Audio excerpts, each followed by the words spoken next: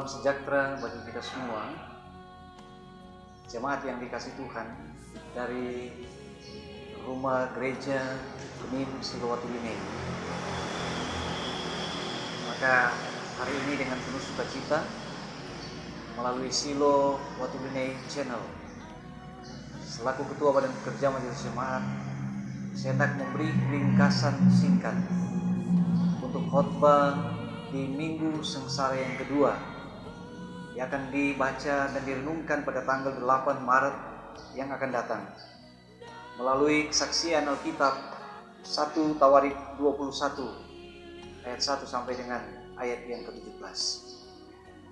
Jemaat, bahkan para pendengar yang dikasihi oleh Tuhan Yesus, kesombongan dan kebanggaan diri yang sangat berlebihan sering menjadi pintu masuk yang efektif bagi iblis untuk menjerat kita sebagai manusia.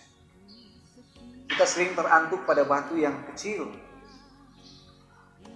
Inilah juga kenyataan yang harus dihadapi oleh seorang Daud, seorang raja yang diurapi oleh Tuhan.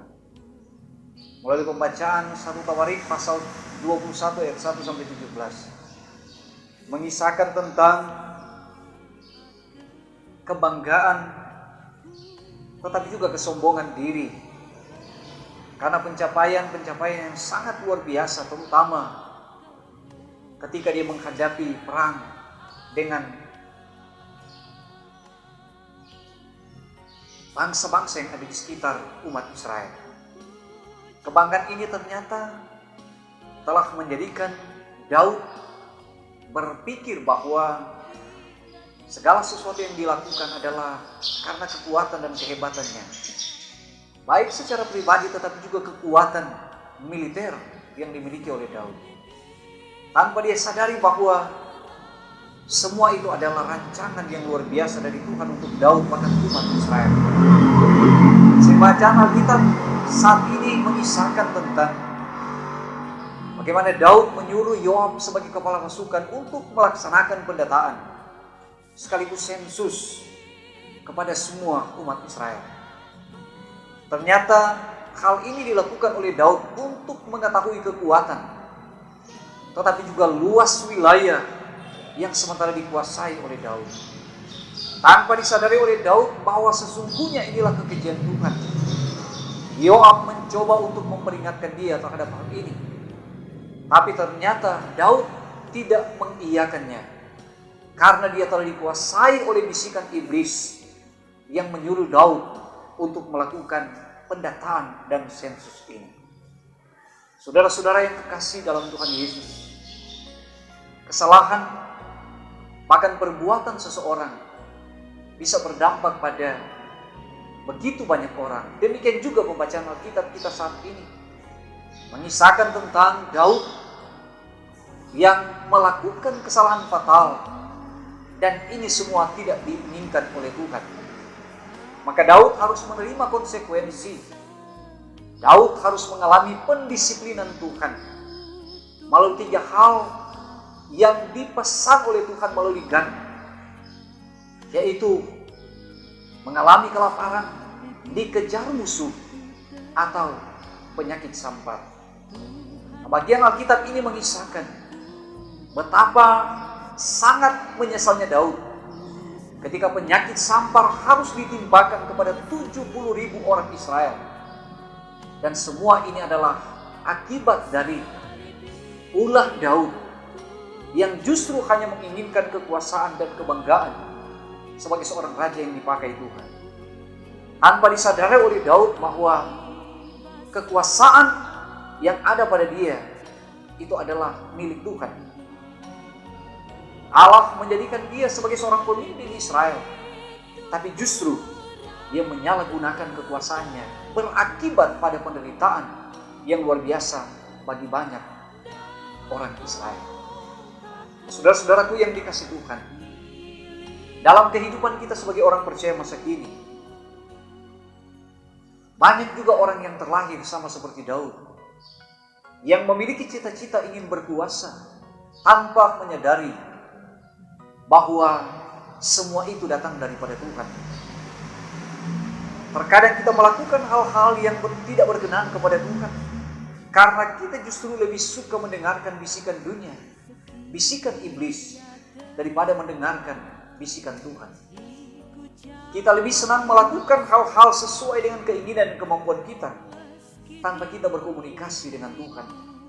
Akibatnya, kita pasti akan menerima konsekuensinya, sama seperti Daud yang harus menanggung akibat yang sungguh luar biasa dari apa yang dia lakukan terhadap Tuhan. Yoab dan Gad, bahkan secara khusus Yoab, sesungguhnya berusaha untuk meredam keinginan dari Daud. Tapi apalah daya, dia hanyalah seorang bawahan yang harus melakukan titah dan perintah raja. Dan ini yang dilakukan oleh Yoab.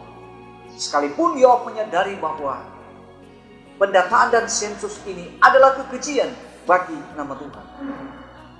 Karena dalam Keluaran pasal 30 ayat 12, ternyata melakukan sensus dan pendataan di Israel zaman perjanjian lama tidaklah seperti yang dibayangkan. Ternyata hal itu diatur dalam undang-undang yang ada di Israel. Gad adalah orang yang dipersiapkan oleh Tuhan untuk mengantar pesan, berita pendisiplinan, tapi juga berita penghukuman bagi Daud dan umat Israel. Belajar dari kesaksian Alkitab ini, kita diingatkan bahwa cara Tuhan selalu sangat luar biasa memproses kehidupan orang percaya. Janganlah kita menjadikan hidup kita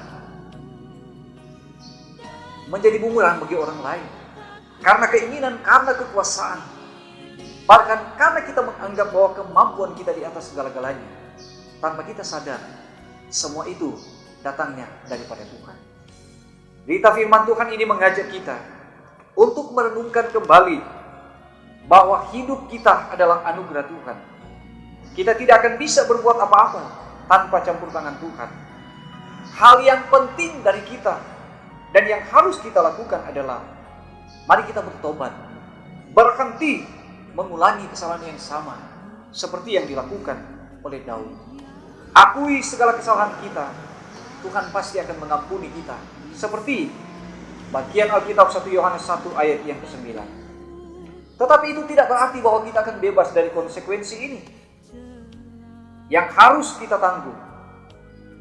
Dan kita percaya bahwa ketika dengan ketaatan sama seperti Yoab, yang sesungguhnya dia tahu bahwa apa yang dilakukan oleh Daud itu salah, tetapi dia hanyalah bawahan yang siap menerima berbagai perintah dari atasan.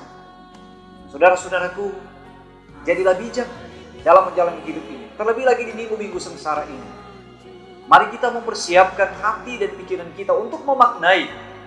Kita tidak hanya melihat ini bagian dari tradisi tahun-tahun gereja, tapi jadikan momentum ini sebagai kesempatan untuk berubah, bertobat, menyadari segala kesalahan kita, dan berupaya untuk merendahkan diri di hadapan Tuhan, sehingga kita bisa menjadi berkat dimanapun kita pergi dan berada.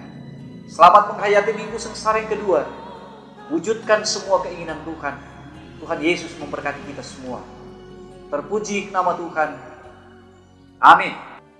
Saudara-saudara yang dikasihi Tuhan, terima kasih bagi Anda semua, jemaat masyarakat yang sudah menonton video ini. Kami percaya melalui perenungan ini akan jadi berkat bagi saudara semua, tapi juga tentu menjadi kemuliaan bagi nama Tuhan. Jangan lupa mendukung Silo Watulini Channel dengan cara mengklik gambar yang ada di bawah ini. Tuhan Yesus memberkati kita semua. Shalom.